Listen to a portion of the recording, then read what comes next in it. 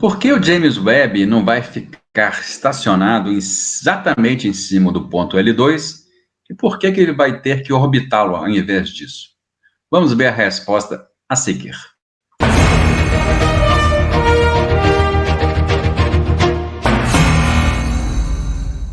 Olá, pessoal. Bom dia, boa tarde, boa noite. Bem-vindos aqui ao canal Astronews. Meu nome é Cristóvão Jacques e hoje vamos responder a essa pergunta que muita gente nos faz. Por que o James Webb vai ter que ficar orbitando em torno do L2? Vamos ver aqui uma recapitulação.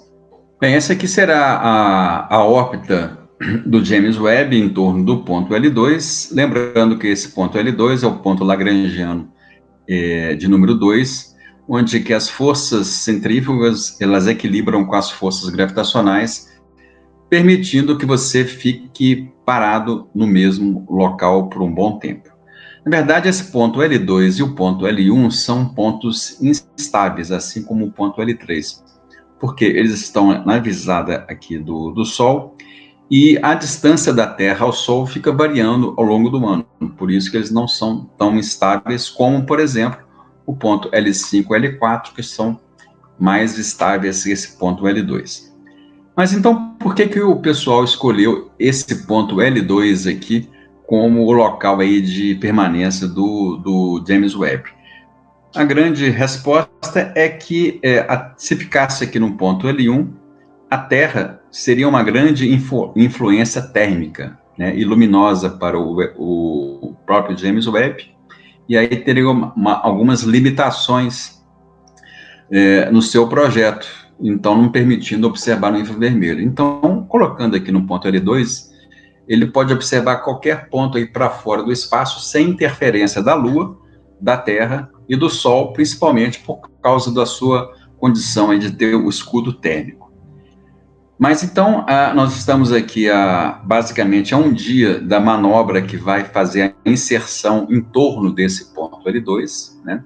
E, na verdade, não é aqui que o James Webb vai ficar, ele vai ficar em volta. Então, aqui tem um gráfico melhor aí mostrando o ponto que vai ser feita a manobra, né? Então, o James Webb tem feito essa trajetória aqui em verde, e nessa segunda-feira, amanhã, ele vai fazer aqui uma manobra que vai permitir a ele fazer uma inserção em torno desse ponto L2. Esta inserção, ela vai permitir que o James Webb faça uma volta em torno do L2 a cada 6 meses.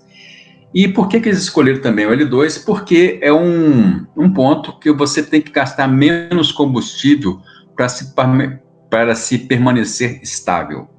E com isso, como o pessoal aí de terra conseguiu fazer uma manobra excelente de lançamento do James Webb em direção a esse ponto, economizando bastante combustível, é provável que a missão, ao invés de durar os 5 ou 10 anos iniciais, ela vai possivelmente durar até 20 anos de funcionamento, o que é excelente aí, cientificamente pensando, né? E principalmente por esse projeto custar 10 bilhões de dólares. Mas vamos então aqui responder por que ao invés do pessoal lançar aqui diretamente para o ponto L2, que teoricamente você conseguiria ficar aqui nesse ponto L2, né, ao invés de ficar nessa órbita. Por que essa órbita é então feita ao invés de deixar somente aqui no L2? Bem, a resposta é essa aí, pessoal. Vocês podem ver que a Terra, ela faz uma sombra em torno aqui do ponto L2, né? Ela não consegue fazer uma eclipse total do Sol, mas ela faz uma sombra bloqueando bastante a luz solar. E com isso, os painéis solares que estão no James Webb não seriam corretamente alimentados.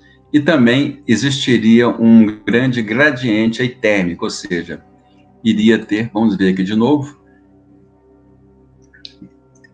nós teríamos aí um grande mudanças de temperatura, o que seria muito ruim para a nave como um todo. Então, por isso que eles fazem essa volta em torno do L2, para ficar fora tanto da sombra da Terra quanto da sombra da Lua. Com isso, conseguindo, através dos painéis solares, carregar a sua bateria.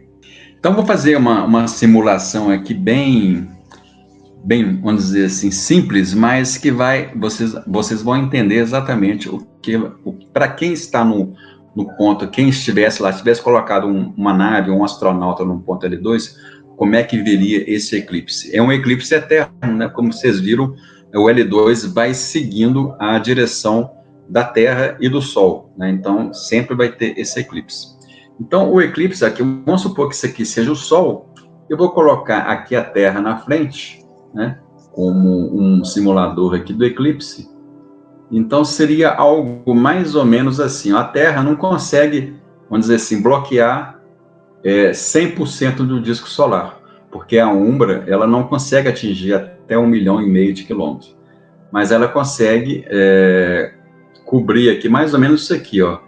Então, é como se a gente tivesse lá atrás o Sol, esse aqui é o Sol, aqui é a Terra, né?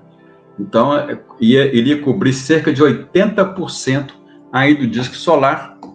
Então, por isso que não dá para colocar uma missão como essa, um telescópio espacial como esse, que é tão sensível à temperatura, porque haveria variações de temperatura, apesar do escudo térmico, não seria bom para os eletrônicos também da nave.